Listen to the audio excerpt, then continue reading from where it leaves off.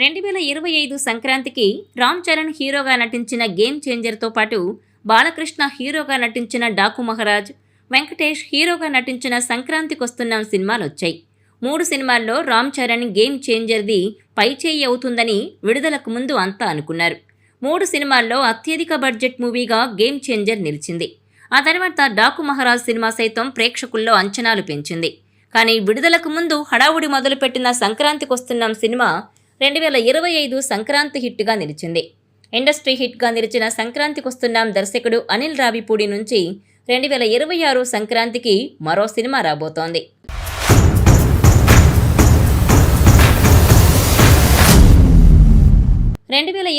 సంక్రాంతికి రాబోతున్న సినిమా ఖచ్చితంగా ప్రేక్షకులను అలరిస్తుందనే నమ్మకం వ్యక్తమవుతోంది. అంతేకాకుండా సంక్రాంతికొస్తున్నాం సినిమాకు ఎలాగైతే వార్ వన్ సైడ్ అయిందో చిరంజీవి రావిపూడి మూవీకి సైతం వార్ వన్ సైడ్ అన్నట్టుగా పరిస్థితి అవుతుందనే అభిప్రాయం వ్యక్తమవుతోంది. కానీ తాజాగా అందుతున్న సమాచారం ప్రకారం అదే సంక్రాంతికి బాలకృష్ణ నటిస్తున్న అఖండ 2 సినిమా సైతం విడుదల కాబోతోంది. సాధారణంగా బాలకృష్ణ సినిమా అంటే ఒక మోస్తరు అంచనాలు మాత్రమే ఉంటాయి. కానీ ఈ సినిమా సూపర్ హిట్ అఖండ సినిమాకు సీక్వెల్.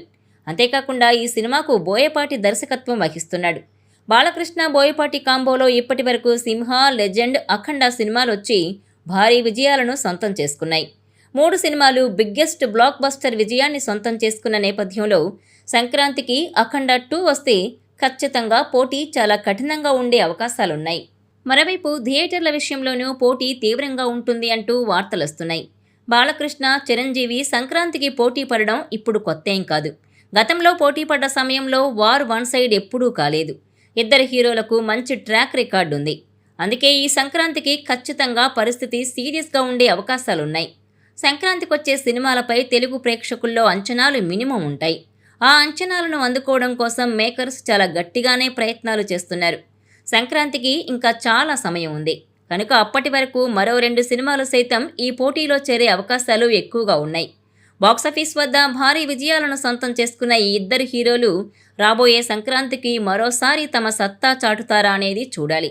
ఈ ఏడాదిలోనే చిరంజీవి విశ్వంబర సినిమాతో రాబోతున్నాడు. అనిల్ రావిపూడి మూవీ ఇంకా ప్రారంభం కాలేదు. అయినా కూడా 2026 సంక్రాంతికి వస్తుందనే ధీమా వ్యక్తమవుతోంది. ఒక యంగ్ హీరో సినిమా సంక్రాంతికొచ్చే అవకాశాలున్నాయి. త్వరలోనే అధికారిక ప్రకటన రానుంది.